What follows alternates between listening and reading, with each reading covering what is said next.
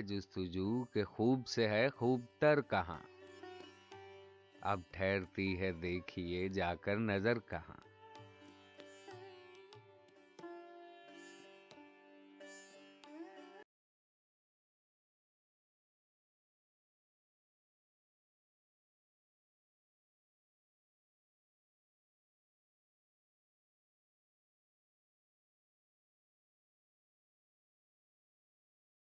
बिस्मिल्लाहिर्रहमानिर्रहीम। तमाम नाज़रीन को एजाज़ बाबू खान का अस्सलाम वालेकुम। आज हम आपके लिए एक नए मौजू के साथ हाज़िर हुए हैं। आज का हमारा मौजू है ख्वाजा अल्ताफ़ हुसैन हाली। अल्ताफ़ हुसैन हाली का शुमार भी अनासिर खमसा में किया जाता है। अनासिर खमसा में शामिल दीगर शख्सियात में सर सैयद अहमद ख़ान, अल्लामा शिबली नोमानी, मोहम्मद हुसैन आज़ाद और डिप्टी नज़ीर अहमद दहलवी के नाम शामिल हैं। आज हम अल्ताफ़ हुसैन हाली की हयात और ख़िदमात के हवाले से तफ़सीलन मुताला करेंगे। वो तमाम उम्मीदवार जो सिंध पब्लिक सर्विस कमीशन में लेक्चरर उर्दू के इंटरव्यू की तैयारी कर रहे हैं, उनके लिए ये वीडियो यकीनन मुआविन व मददगार साबित होगी। तो आइए आज की वीडियो का आगाज़ करते हैं। तमाम नाज़रीन जो इस वीडियो को देख रहे हैं, मैं उनसे दरख्वास्त करता हूँ कि आप अहम नुकात को कलमबंद भी करते रहिए ताकि बाद में इसे दोहराने में आसानी हो जाए। तो आइए वीडियो का आगाज़ करते हैं। अल्ताफ़ हुसैन हाली 1837 में पानीपत में पैदा हुए। उनके वालिद का नाम ख्वाजा इज़्ज़त बख्श अंसारी था। जब 9 साल के थे तो वालिद की वफ़ात हो गई। हाली की परवरिश उनके भाई और बहन ने की। जब 17 साल के हुए तो भाई और बहन के दबाव पर शादी कर ली। जब सबने नौकरी का कहा तो बग़ैर बताए दिल्ली चले आए। यहाँ मुख्तलिफ़ रोज़गार से वाबस्ता रहे। उसी ज़माने में गालिब की खिदमत में भी हाज़िर हुआ करते। गालिब ने उसी ज़माने में हाली की शायरी सुनकर उन्हें मशवरा दिया कि अगर तुम शेर ना कहोगे तो अपनी तबीयत पर ज़ुल्म करोगे। उसके बाद जब 1857 की जंग आज़ादी हुई तो हाली दोबारा हंगामों की वजह से पानीपत चले आए। चंद साल मज़ीद बेरोज़गारी में गुजरे। 1861 या 62 में दोबारा दिल्ली आए। यहाँ नवाब मुस्तफ़ा खान शेफ्ता के बच्चों के अतालिक मुकर्रर हुए। 1869 में जब शेफ्ता का इंतकाल हुआ तो हाली दोबारा बेरोज़गार हो गए। मुख्तलिफ़ शहरों में रोज़गार की तलाश में जाना हुआ। लाहौर में 1870 में उन्हें पंजाब बुक डिपो में मुलाजमत मिल गई। यहाँ पंजाब बुक डिपो में वो अंग्रेज़ी से उर्दू में तर्जुमा की जाने वाली किताबों की इबारत की दुरुस्ती का काम सर अंजाम देते थे। उसी ज़माने में 1874 में अंजुमन पंजाब के तहत नए मौज़ूआती मुशायरों का आगाज़ हुआ। उन जदीद मौज़ूआती मुशायरों के लिए हाली ने 4 नज़में लिखी, जिनमें बरखा रुत, मनाज़रा रहमो इंसाफ, निशात उम्मीद और हुब्बे वतन के नाम शामिल हैं। उसी ज़माने में उन्हें दिल्ली एंग्लो अरबिक स्कूल में मुलाजमत मिल गई। दिल्ली में उनकी मुलाकात सर सैयद अहमद ख़ान से हुई। सर सैयद ने हाली की नज़मों को पसंद करते हुए उन्हें अपनी कौम के लिए कोई नज़म लिखने की फरमाइश की, जिसे हाली ने कबूल किया और अपनी शोहराए आफाक नज़म मदो जज़र इस्लाम के नाम से लिखी। मदो जज़र इस्लाम नज़म जब शाया हुई तो उसकी धूम सारे बरे सगीर में मच गई। बाद में हाली ने नस्र निगारी में भी अपनी जौहर दिखाए और हयात सादी, यादगार गालिब और हयात जावेद के नाम से सवानही कुतुब तहरीर की। इसके अलावा मुकदमे शेर व शायरी के नाम से भी एक तसनीफ़ उनके यादगार है। हाली आखिरी ज़माने में दोबारा पानीपत आ गए और पानीपत में ही 31 दिसंबर 1914 में हाली की वफ़ात हुई। 1904 में हाली को शम्सुल उलमा का खिताब भी मिल चुका था। हाली की तसानीफ़ अगर शायरी में देखें तो मुसद्दस मदो जज़र इस्लाम उनकी सबसे मशहूर नज़म है। इसके अलावा मजमुआ नज़म हाली 1890 में शाया हुआ। दीवान हाली 1893 में मुकदमे के साथ शाया हुआ और बाद में वो मुकदमे से अलहदा सिर्फ दीवान की शक्ल में शाया होता रहा है, जबकि मुकदमा शेर व शायरी के नाम से तनकीदी किताब के तौर पर शाया होता रहा। नसरी किताबों में तरियाक़े मसमूम उनकी पहली अहम किताब है, जो उन्होंने एक ईसाई पादरी इमादुद्दीन की किताब हिदायतुल मुस्लिमीन के जवाब में लिखी। मजालिस निसा के नाम से उन्होंने خواتین کی تعلیم کے حوالے سے ایک تمثیلی قصہ لکھا ہے جو ڈپٹی نذیر احمد کے ناولوں کی طرز پر ہے۔ حیات سعدی کے نام سے الطاف حسین حالی نے شیخ سعدی شیرازی کی سوانح 1886 میں لکھی، جسے اردو میں جدید سوانح نگاری کی پہلی تصنیف مانا جاتا ہے۔ دیگر کتابوں میں یادگار غالب 1897 اور حیات جاوید 1901 میں لکھی۔ حیات جاوید میں سر سید احمد خان کو موضوع بنایا گیا ہے۔ مقدمہ شعر و شاعری پہلی مرتبہ دیوان حالی کے مقدمے کے طور پر 1893 میں، اور اس کے بعد ہمیشہ ہی مقدمہ شعر و شاعری کے نام سے علیحدہ تصنیف کی حیثیت سے شائع ہوتی رہی ہے۔ الطاف حسین حالی اپنے زمانے کی اہم ترین ادبی شخصیات میں شمار کی جاتی ہیں۔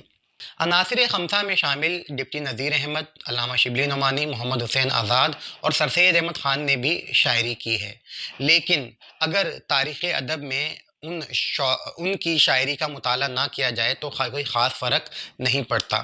اس کے برعکس الطاف حسین حالی، جن کی نظم و نثر دونوں یکساں طور پر اہمیت کی حامل ہیں اور جن کے مطالعے کے بغیر تاریخ ادب مکمل نہیں ہوتی ہے، تو آئیے ہم آج ان کی بحیثیت شاعر اور نثر نگار کے طور پر بھی تفصیل سے دیکھتے ہیں۔ سب سے پہلے حالی کو بحیثیت شاعر دیکھیں تو شاعری میں حالی نے غزلیں بھی کہیں اور نظمیں بھی۔ اگر غزل کا مطالعہ کیا جائے تو حالی نے جس زمانے میں غزل گوئی کا آغاز کیا، اس زمانے میں غالب، ذوق، مومن اور دیگر اہم شعراء کی آوازیں اس ادبی فضا میں گونج رہی تھیں، جو روایتی کلاسیکل شاعری کے اعلیٰ اور اہم ترین شعراء میں شمار کیے جاتے ہیں۔ انہی شعراء سے متاثر ہو کر اور اسی روایتی انداز میں حالی نے غزل گوئی کا آغاز کیا۔ ان کی ابتدائی شاعری میں وہی عشق کے اور تغزل کی کیفیت نمایاں طور پر محسوس ہوتی ہے۔ چند اشعار دیکھیے۔ ہے جستجو کے خوب سے ہے خوب تر کہاں، اب ٹھہرتی ہے دیکھیے جا کر نظر کہاں، ہم جس پہ مر رہے ہیں وہ ہے بات ہی کچھ اور، عالم میں تجھ سے لاکھ سہی تو مگر کہاں۔ یہ وہ آواز تھی جو زمانے میں روایتی غزل کے موضوعات کو پیش کرتی ہوئی نظر آتی ہے، لیکن اسی زمانے میں جب حالی نے معاشرے میں آدمی کی حالت زار کو دیکھا اور اپنی قوم کے زوال کو دیکھا تو اپنی شاعری کے موضوعات کو آہستہ آہستہ تبدیل کرنا شروع کیا۔ اس زمانے میں جو حالی نے غزل کہی اسے بلا شبہ جدید غزل کہا جا سکتا ہے۔ فرشتے سے بہتر ہے انسان بننا، مگر اس میں لگتی ہے محنت زیادہ، چونکیوں میں اتحاد اور مکھیوں میں اتفاق، آدمی کا آدمی دشمن خدا کی شان ہے، سخت مشکل ہے شیوائے تسلیم، ہم بھی آخر کو جی چرانے لگے، یا ہوئے تم نہ سیدھے جوانی میں حالی، مگر اب میری جان ہونا پڑے گا۔ اس زمانے میں حالی نے جو موضوعات غزل میں برتے وہ معاشرے میں آدمی کی حالت زار کو تبدیل کرنے کے حوالے سے تھے، لیکن کہیں کہیں ان کے ہاں روایتی انداز بھی نظر آتا ہے۔ ایک شعر دیکھیے۔ عشق سنتے تھے جسے ہم وہ یہی ہے شاید، خود بخود دل میں ایک شخص سمایا جاتا۔ بہرحال ابتدائی زمانے میں جو حالی کے غزلیہ شاعری کے موضوعات تھے، بعد میں ایسے موضوعات پر حالی نے بہت کم شاعری کی، بلکہ آخری زمانے میں تو شاعری میں انہوں نے غزل کی بجائے نظم کو اظہار کا وسیلہ بنایا۔ اب گئے حالی غزل خوانی کے دن، راگنی بے وقت کی گائیں گے کیا۔ اگر حالی کی نظم کو دیکھا جائے تو نظم کے حوالے سے حالی نے 1870 کے بعد نظمیں کہنا شروع کی۔ انجمن پنجاب کے تحت محمد حسین آزاد نے جب جدید نظم کا آغاز کیا اور موضوعاتی مشاعرے کروائے تو اس میں ابتدائی 4 مشاعروں میں حالی نے بھی اپنی نظمیں پیش کیں۔ ان نظموں میں برکھا رت، نشاط امید، مناظرہ رحم و انصاف اور حب وطن قابل ذکر ہیں۔ ان نظموں سے اردو میں جدید نظم کا آغاز ہوتا ہے اور بلا شبہ حالی محمد حسین آزاد کے ساتھ جدید نظم کے بانی قرار پاتے ہیں۔ حالی کی دیگر اہم نظموں میں مناجات بیوہ، شکوہ ہند اور حقوق اولاد چپ داد اور مسدس مد و جزر اسلام کے نام قابل ذکر ہیں۔ حب وطن کے حوالے سے مولوی عبدالحق کہتے ہیں کہ اس موضوع پر اتنی بہترین نظم کسی اور زبان میں نہیں ہے۔ اس کے علاوہ جو حالی کی دیگر اہم نظمیں ہیں ان میں مناجات بیوہ اور چپکی داد حقوق نسواں یا تعلیم نسواں کے حوالے سے قابل ذکر ہیں۔ مد و جزر اسلام حالی کی شاہکار نظم ہے اور یہیں سے اردو میں قومی شاعری کا بھی آغاز ہوتا ہے۔ الطاف حسین حالی اردو میں قومی شاعری کے پہلے اہم نمائندے کی حیثیت رکھتے ہیں۔ حالی نے مد و جزر اسلام میں اسلام کے عروج و زوال کو پیش کرنے کی کوشش کی۔ مسدس مد و جزر اسلام 448 بندوں پر مشتمل ہے، جس کے اشعار کی تعداد 1344 بنتی ہے۔ یہ نظم 1879 میں لکھی گئی۔ اس میں اس نظم کا آغاز رباعی سے ہوتا ہے اور مسدس کے بعد حالی نے 63 اشعار پر مشتمل عرض حال کے نام سے ایک دعا بھی شامل کی ہے۔ یہ نظم 1879 میں جب لکھی گئی تو اس میں 286 بند شامل تھے۔ بعد میں مزید 162 بند 1886 میں حالی نے لکھے اور اسے مکمل کیا، اور جو ضمیمے کے طور پر تھا، اور اسی ضمیمے کے ساتھ ہی عرض حال کے نام سے انہوں نے دعا بھی تحریر کی تھی۔ یہ نظم اپنے زمانے میں بہت زیادہ مقبول ہوئی، اور اس کی مقبولیت اس حد تک تھی کہ اس زمانے میں میلاد شریف ہو یا جلسے ہوں یا دیگر اہم تقریبات، اس میں مسدس مد و جزر اسلام کے بند پڑھے جاتے تھے اور پیش کیے جاتے تھے۔ حالی نے اس نظم میں اسلام کے عروج و زوال کے ساتھ تمام اہم خصوصیات کو بڑی مہارت اور خوبصورتی سے پیش کیا ہے۔ اس نظم میں نعتیہ جو اشعار ہیں وہ بھی اپنی مثال آپ ہیں، اور آج بھی بالکل تازہ محسوس ہوتے ہیں، اور آج بھی ہماری محفلوں کا حصہ سمجھے جاتے ہیں۔ دو بند دیکھیے۔ وہ نبیوں میں رحمت لقب پانے والا، مراد غریبوں کی برلانے والا، مصیبت میں غیروں کے کام آنے والا، وہ اپنے پرائے کا غم کھانے والا، فقیروں کا ملجا، ضعیفوں کا ماوا، یتیموں کا والی، غلاموں کا مولا، خطا کار سے درگزر کرنے والا، بداندیش کے دل میں گھر کرنے والا، مفاسد کا زیر و زبر کرنے والا، قبائل کو شیر و شکر کرنے والا، اتر کر ہیرا سے سوئے قوم آیا، اور ایک نسخہ کیمیا ساتھ لایا۔ یہ وہ اشعار ہیں جو اردو میں نعتیہ شاعری کی روایت میں خوشگوار اضافہ تھے۔ حالی نے اس نظم میں آن حضرت صلی اللہ علیہ وآلہ وسلم کے ان اصولوں کو بھی اجاگر کیا جو جدید تقاضوں سے ہم آہنگ تھے۔ ایک شعر دیکھیے۔ سکھائے معیشت کے آداب ان کو، پڑھائے تمدن کے سب باب ان کو۔ اس طرح حالی نے اس نظم کے ذریعے مسلمانوں میں شعور بیدار۔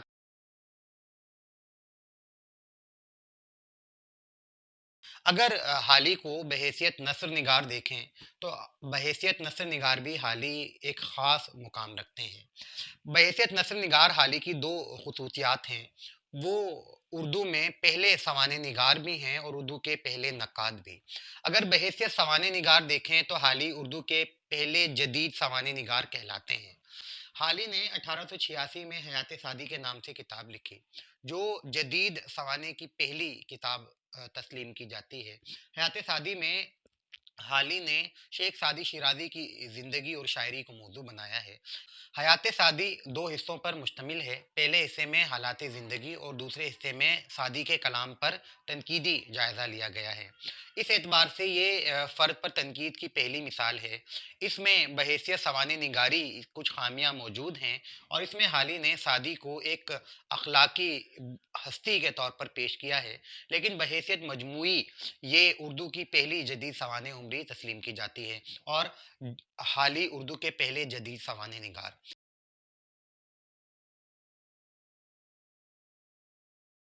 حالی کی دیگر سوانح کتب میں یادگار غالب اور حیات جاوید کے نام شامل ہیں۔ یادگار غالب کے نام سے حالی نے تصنیف 1897 میں شائع کی۔ یہ غالب کی پہلی سوانح عمری ہے۔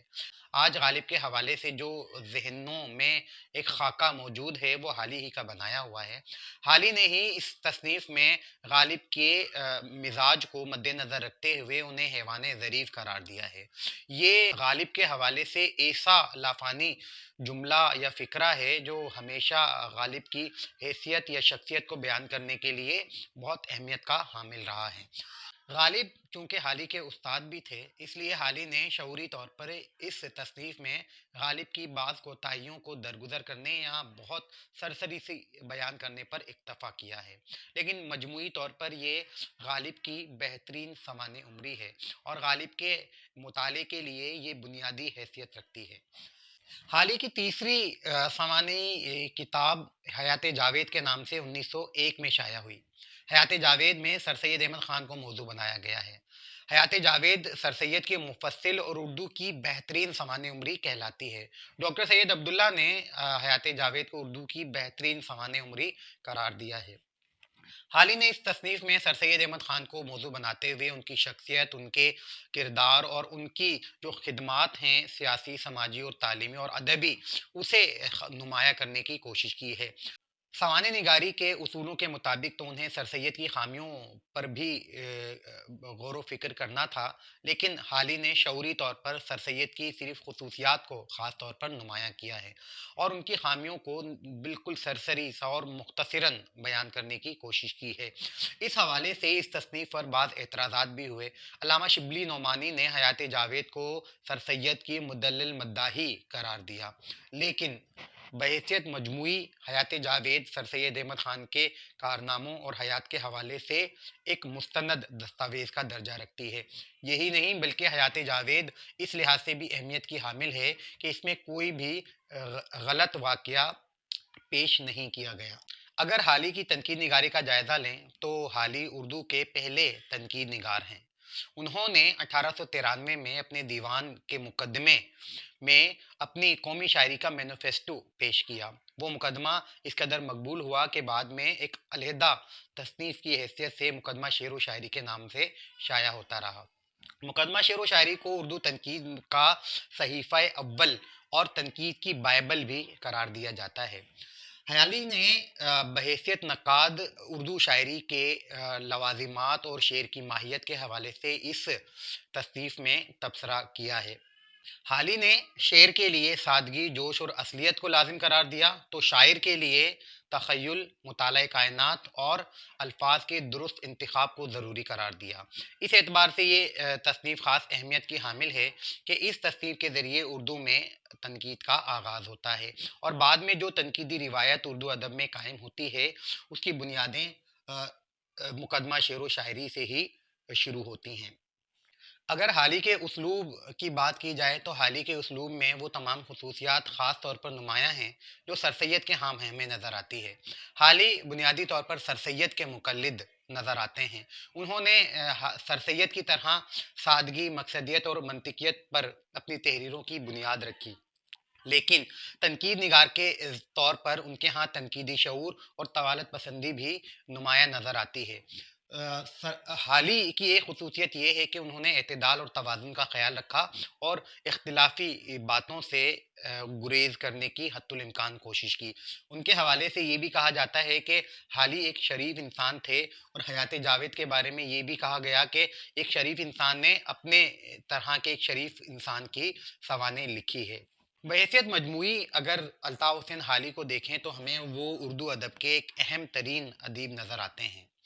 आज हमने अल्ताफ़ हुसैन हाली की शख्सियत, हालात ज़िंदगी, तसानीफ़ और उनकी शायरी के साथ-साथ उनकी सवाने निगारी और तनकीद निगारी का भी जायज़ा लिया है। आखिर में उनके उसलूब पर भी मुख्तसरन बात की है। हाल ही के तमाम अहम मौज़ूआत पर हम बात कर चुके हैं। एक चीज़ ज़रूर रह गई है कि हाली का उर्दू में तख़ल्लुस तो हाली था, लेकिन हाली ने फ़ारसी शायरी भी की और फ़ारसी में अपना तख़ल्लुस ख़स्ता रखा है।